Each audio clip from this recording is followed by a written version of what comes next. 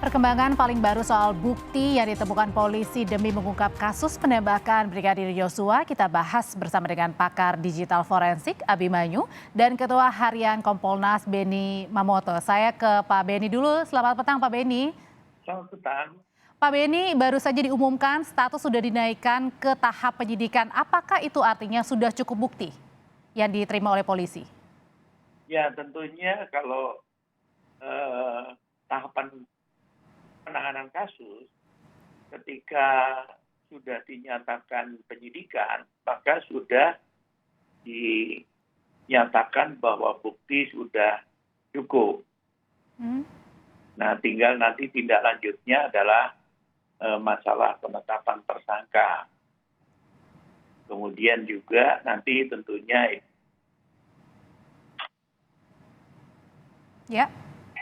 mungkin perkembangan apakah ada saksi-saksi yang akan diperiksa lagi, kemudian juga nanti apakah ada bukti-bukti yang juga akan diperiksa oleh lapor dan sebagainya. Tapi untuk sampai dengan keputusan menaikkan status ke penyidikan berarti bukti sudah dinyatakan cukup. Apakah termasuk pendalaman ini ketika sudah dinaikkan statusnya ke penyidikan, termasuk juga dengan pendalaman alibi Irjen Verdi Sambo yang tidak ada di lokasi karena sedang tes PCR? Dalam konteks ini nanti ini kan ada 3 LP ya, ada 3 LP kebetulan saling berkaitan dalam hal tentunya TKP-nya, maka semua nanti akan menunggu hasil pemeriksaan CCTV yang sudah dikumpulkan dari berbagai titik. Disitulah nanti kemudian akan bisa menunjukkan rute pergerakan mobil, kemudian aktivitas apa yang sedang dilakukan, kemudian termasuk alibi. Nanti dilihat pada jam berapa, menit keberapa, detik keberapa, posisinya ada di mana. Nah ini semua tentunya nanti akan menjadi bahan masukan dalam konteks ketika memeriksa para pihak yang berkaitan dengan kasus ini. Oke, salah satu bukti yang kuat yang juga sudah ditemukan polisi, Abah, adalah soal CCTV. Nah ini apakah CCTV benar-benar satu-satunya komponen yang bisa berdiri sendiri untuk mengungkap kasus kematian Brigadir Yosua? Tentunya masih banyak hal yang lain ya. Hasil olah TKP, proyektil, untuk nanti menunjukkan kaliber senjatanya, jenis senjatanya, kemudian juga berkaitan dengan DNA.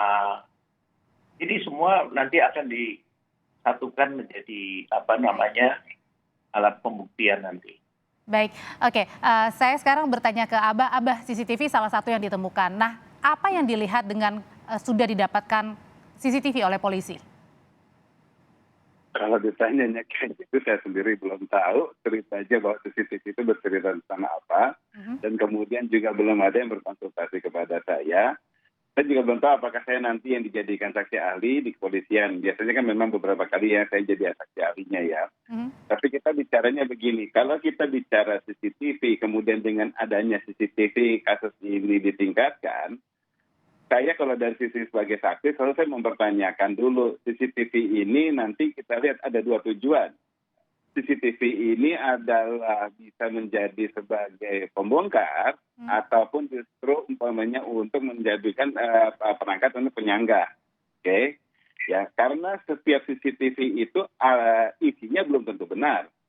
Kita bicara fakta aja, kita bicara faktanya gini. Jadi saat adanya CCTV, biasanya kalau orang biasa langsung mempercayai dan kemudian mengolah saja sama CCTV-nya. Kalau saksi yang kayak saya, justru saya akan menguji CCTV itu dulu. Ya, kebenaran CCTV tersebut, logika data yang tampil, lingkungan yang terciptakan dari gambarnya semua. Kenapa CCTV bisa dikatakan harus dianalisa terlebih dahulu? Karena kan CCTV ini sempat dinyatakan rusak, pasti mungkin banyak yang melihat, wah ini ada apa nih di CCTV yang sempat dinyatakan rusak akhirnya ditemukan, Abah?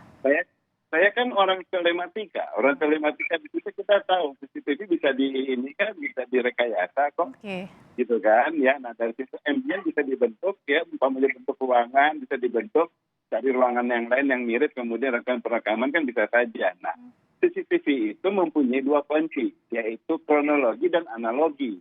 Kronologi akan menceritakan kejadiannya kapan, bagaimana dia melakukannya, dan lain sebagainya misalnya. Nah, analogi itu menyambung-nyambungkan logika antara satu CCTV dengan CCTV yang lainnya. Katanya ada beberapa kan, gitu. Dan kemudian dari analogi di sini kalau ada dapat CCTV, dapatnya harusnya nggak boleh sepotong.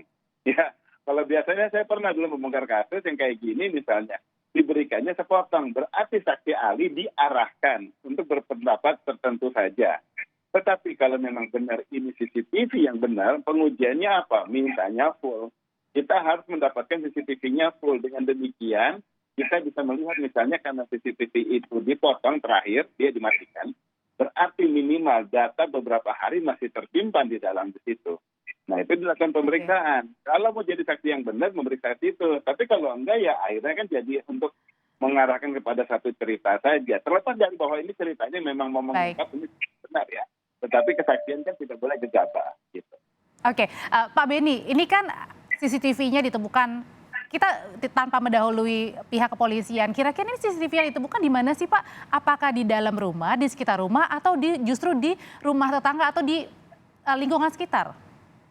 Ya, kalau untuk itu, biarlah nanti ahlinya yang menjelaskan, karena sekarang masih diperiksa di Puslapor, kemudian juga nanti tim penyidik yang akan menjelaskan itu.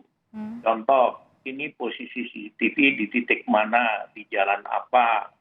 Nah, ini semua nanti akan digelar, disampaikan secara jelas, sehingga kita tidak berspekulasi. Termasuk juga dengan spekulasi CCTV-nya ini yang ditemukan CCTV yang pernah dinyatakan rusak atau bukan? Nah, itu juga nanti akan dijelaskan.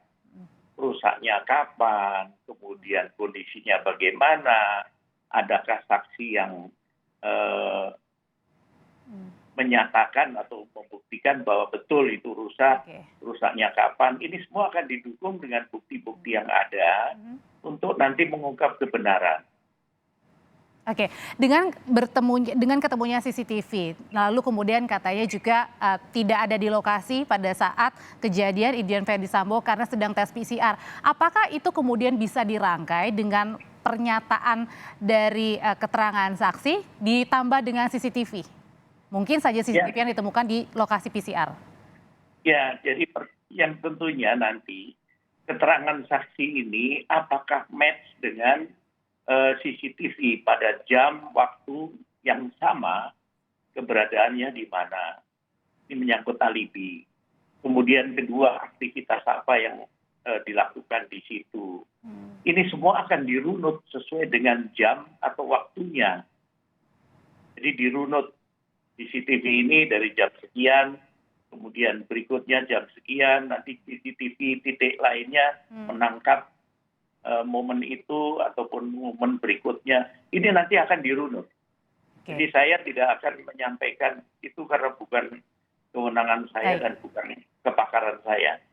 Oke, sekarang saya ke Abah. Abah, yang dikatakan CCTV, misalkan katakanlah ini CCTV-nya yang ditemukan adalah CCTV yang rusak. Seberapa kuat atau seberapa tahan CCTV ini ketika rusak? Contohnya misalnya memorinya ini tetap bertahan lama atau mungkin bisa diunduh di file yang memang sudah bisa kemudian dilihat. Oke, kita lihat kalau istilah rusak itu macam-macam ya. Dari mulai sekedar rusak lensanya atau kalau rusak artinya bodinya ya, luarnya ya gitu ya, Mbak ya. Atau rusaknya adalah benar-benar media penyimpanannya dalam arti ini, dalam arti hard disknya ya. Oke. Kalau hard disknya andai kata yang dibilang rusak, rusaknya hard disk itu belum tentu menghapus segalanya karena kerusakan juga di area yang tidak ada rekaman yang diharapkan di sini, ya berarti rusaknya itu nggak ada masalah, masih bisa diperbaiki. Begitu pula masih datanya yang bagus masih bisa diambil, diselamatkan. Begitu pula kalau rusaknya hanya sekedar sirkuit, jadi tinggal pindahkan harddisknya ke DVR yang baru. gitu. Nah kemudian kalau misalnya katanya rusaknya adalah lensa, yang lensa berarti kan alat perekamnya. Alat perekam itu tidak perlu menjadi pembuktian apa-apa apabila mau dia bilang benar ataupun tidak. Kalau sudah dari awal lensanya sudah rusak, sebetulnya tanpa diambil dulu, tanpa kejadian itu diambil CCTV-nya, ya sudah rusak, rusak saja gitu. Itu kalau Pertanyaannya, kalau gini, saya bilang, kalau CCTV itu sudah diambil, kemudian dibilang rusak, yang merusak siapa? Oke, pertanyaannya yang merusak siapa? Kalau tadi bodinya CCTV-nya rusak, kemudian diambil memory card-nya. Nah, seberapa kuat itu memory card? Katakanlah misalnya mungkin memory card-nya ada yang memisahkan dari badan, artinya dibuang begitu. Atau justru bagaimana yang dilihatnya, Bah?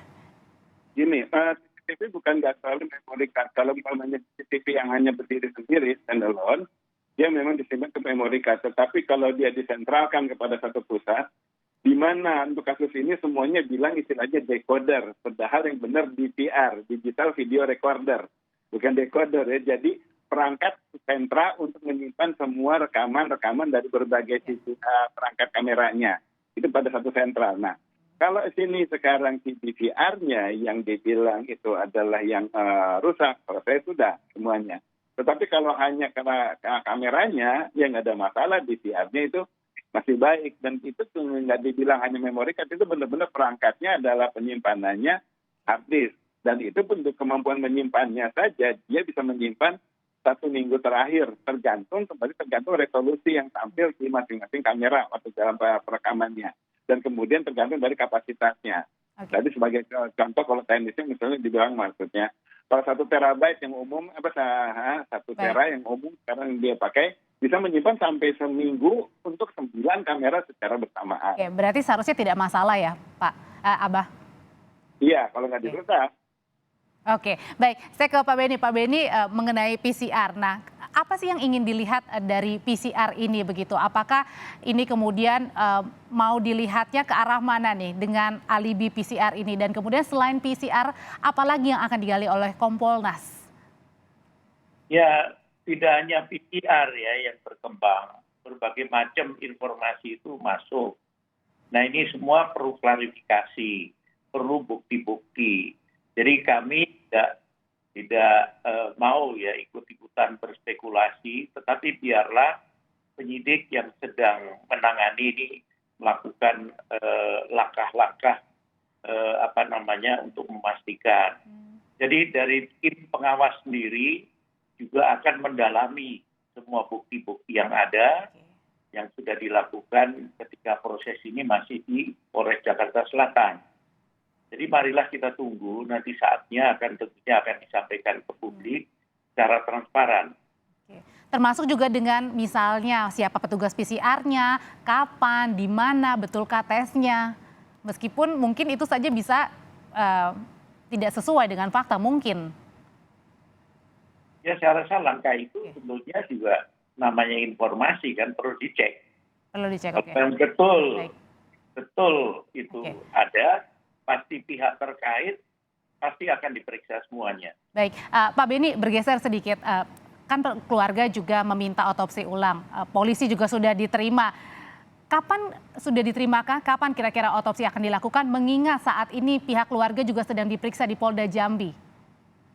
Ya saat ini memang sedang dipersiapkan. Dari kemarin pada saat kita pertemuan di gelar awal sudah disampaikan bahwa tim sedang menghubungi pihak terkait untuk siapa saja yang nanti akan ikut dalam ekshumasi dan otopsi ulang di sana, pihak mana saja, tentunya kesepakatan waktu. Yang jelas pasti akan dilakukan sesegera mungkin supaya kondisi jenazah ini masih baik. Begitu. Dan tetap bisa diotopsi begitu ya, meskipun 7 hari lebih. Oke, sekarang saya ke Abah. Abah, berapa lama dibutuhkan untuk bisa membedah memori atau CCTV yang sudah ditemukan? Dan apakah ini juga sudah siap menjadi bukti nantinya? Tergantung dari kerusakan yang terjadi. Kalau misalnya kerusakannya adalah datanya itu scatter, baik sengaja maupun tidak disengaja, itu butuh waktu kita untuk merangkai, ya. Kemudian kalau ternyata nanti ada yang terputus, maka kita tinggal carinya itu parsial. kita hubung-hubungkan saja, kita cari area-areanya yang masih bagus, gambar-gambar yang masih bagus, terekamnya seperti apa. Saya masukkan biar Mbak Audrey dan masyarakat juga mengetahui gambarannya. Suatu CCTV itu dia bisa merekam benar-benar dari 0-24 jam. Tetapi melainkan dia menyimpan sebagai suatu file-file tertentu dalam satu rentang waktu. Misalnya dia per 10 menit kah, per setengah jam kah dia menyimpan. Jadi itu kesimpan semua jadi file-file yang banyak, tergantung mau yang mana yang kita tonton. Nah, dengan demikian kita bisa lihat kalau cuma 1-2 yang rusak dan kemudian kebetulan tidak ada hubungannya dengan kejadian, ya selamat aja gitu kan. Tetapi kalau pas itu pada saat kejadian, ini yang tanda tanya, kenapa pada saat kejadian malah rekaman tersebut yang rusak. Satu tambahan bahwa yang terjadi adalah pada saat itu diambil, itu kan diambil setelah mulai kasusnya ini mengemuka dan kemudian banyak saksi bahwa CCTV diambil. Tapi kejadiannya kan 3 hari sebelumnya katanya gitu kan. Tapi harusnya CCTV-nya aja. Rusaknya kan baru belakangan gitu. Baik, terima kasih Abah. Artinya CCTV kita tunggu karena polisi juga sudah berjanji akan mengungkap fakta di balik CCTV dan tingkat penyelidikan juga sudah dinaikkan statusnya ke penyidikan dan kita tunggu juga olah TKP termasuk juga dengan alibi PCR. Terima kasih pakar digital forensik Abah Abimanyu dan juga Ketua Harian Kompolnas Pak Benny Mamoto. Sehat selalu.